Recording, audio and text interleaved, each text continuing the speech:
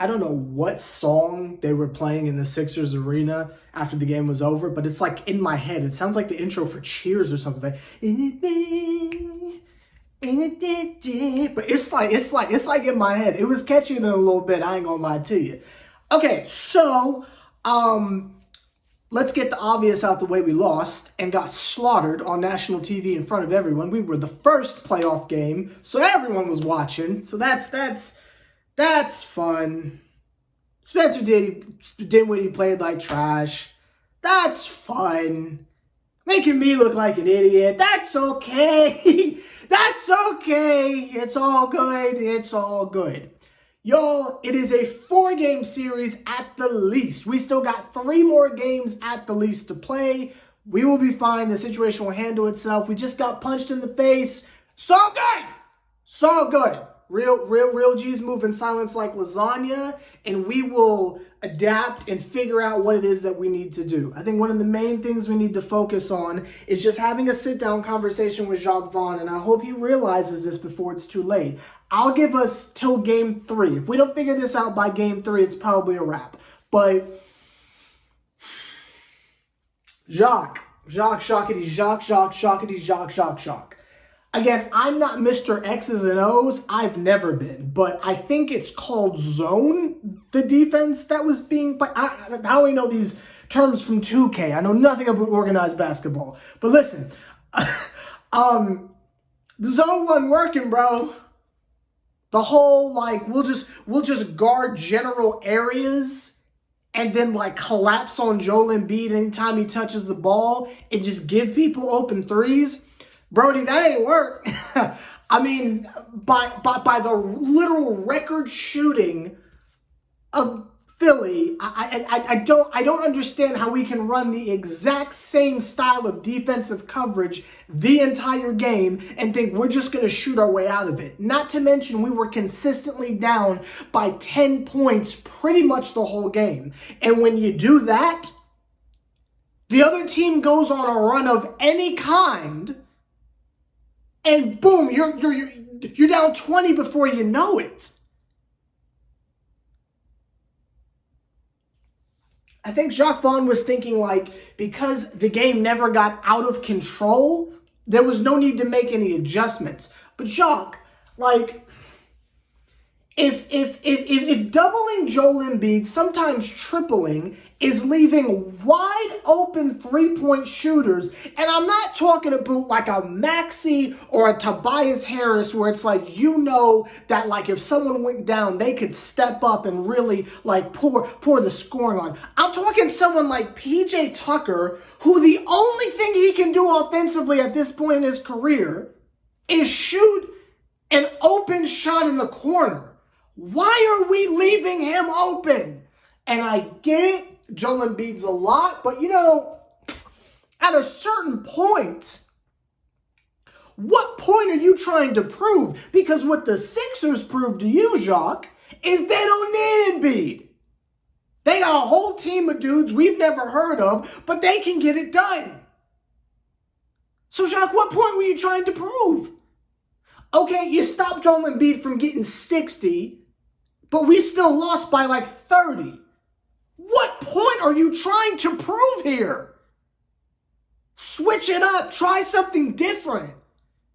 And speaking of trying something different, oh my God, the amount of minutes that Day'Ron Sharpe played this afternoon is it is criminal.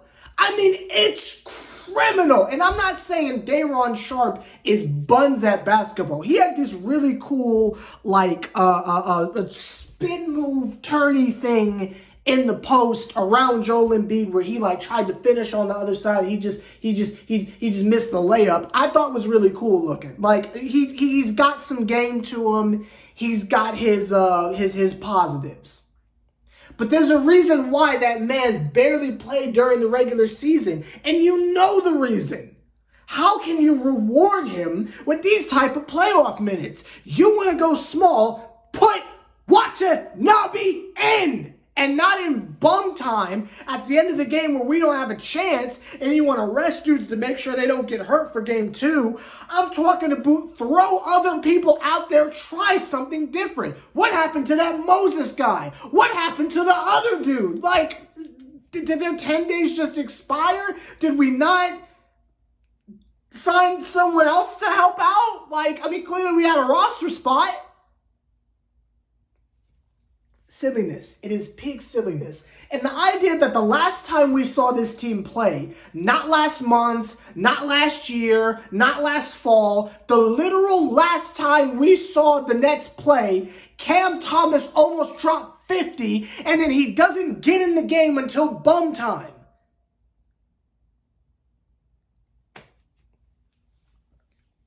And I'm not saying that you insert Cam Thomas into the game and we automatically win the series. I'm not saying that. I'm saying, why not try it?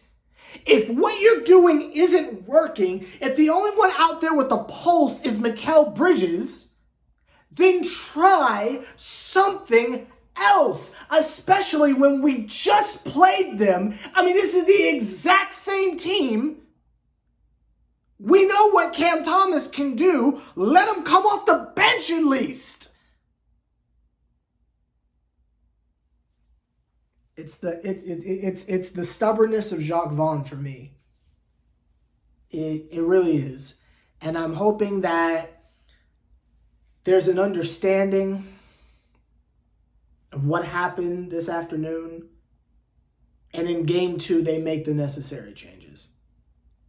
Because like at some point, it is laughable to have a lineup out there where you've got all the starters on the bench, all of them. He didn't stagger. All the starters are on the bench. And you got Seth Curry running point with Joe Harris right next to him. So you've got 2 defensive liabilities that are getting clamped. I mean, clamped. And yeah, like number-wise, Seth Curry had a good game, sure. But on the other end of the ball, what is he doing? What is he capable of doing? And you're looking at whatever you're watching me on and say, well, Sever, who else are they going to put in? Sumner, Duke Jr., anyone else?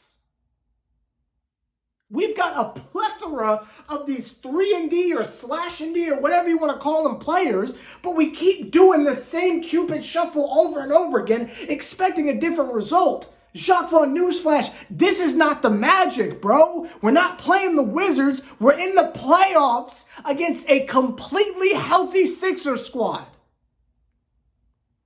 Now, there are certain things that are out of our control entirely. If James Harden wants to pretend like he knows how to shoot threes again, there's nothing we can do about that. God, is he washed in everything else but that, though.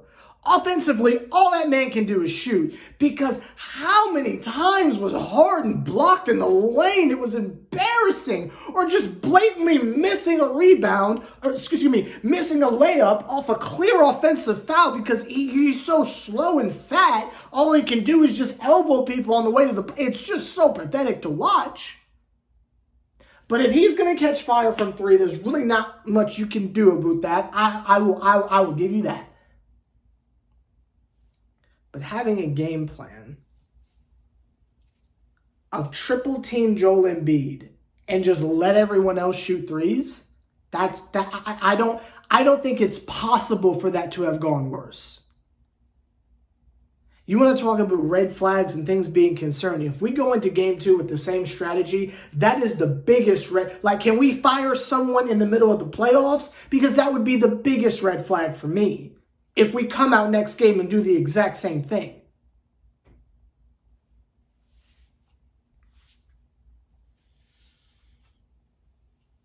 No offense to Finney Smith. He barely got to play, so I don't think it's fair that I criticize him.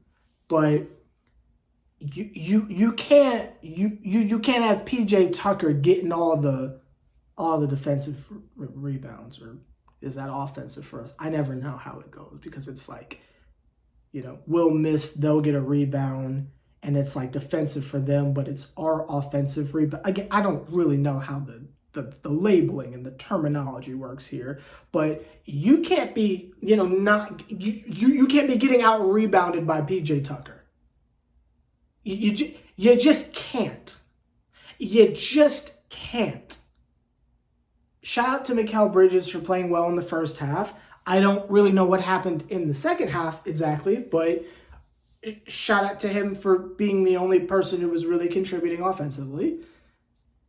And that's really it. I don't have much else of a deep dive. We just got our rear ends kicked, if you will, on national TV in front of everyone. And now I gotta go to work on Monday, and I have to, face all these people. Oh, God. Well, at least it can't get worse. It's not like we can lose worse than what we just did, so we can only go up from here. And it's only one game. I'm not throwing in the towel. I'm going to have confidence that Jacques is going to understand the error of his ways, and he won't wait until Game 3 to make a major adjustment. Because it is clear the battle strategy was not working at all. And even though we tried it for an entire game without even attempting anything different, hopefully next game we will try a different strategy. Hopefully. I will say this though, and I don't want this to appear like I am giving up. I am being confident until game 4. If we lose game 3 and we haven't won a game yet, like if we're down like 3, then I'm giving up. But until then, I'm going to remain confident that they will be competent. But what I hope isn't the case were the thoughts that were creeping into my mind as I was watching the fourth quarter. I can't help but feel like we are outclassed. Not outmatched, outclassed. There were times in this game where I'm going to be real. I felt like there was pause for cause. That's all I'm saying. There was pause for cause. That's all I'm saying. It's only one game. It's only one game. Y'all better get out there and y'all better win game 2 because I'm taking a lot of bullets for y'all, Brooklyn. I need y'all to step it up. Please. Anyway. If you'll excuse me, I've got another set of fans that I need to coach out of depression. I'm scared to go into the living room and see what's going on. Hey Siri. Are the Celtics losing?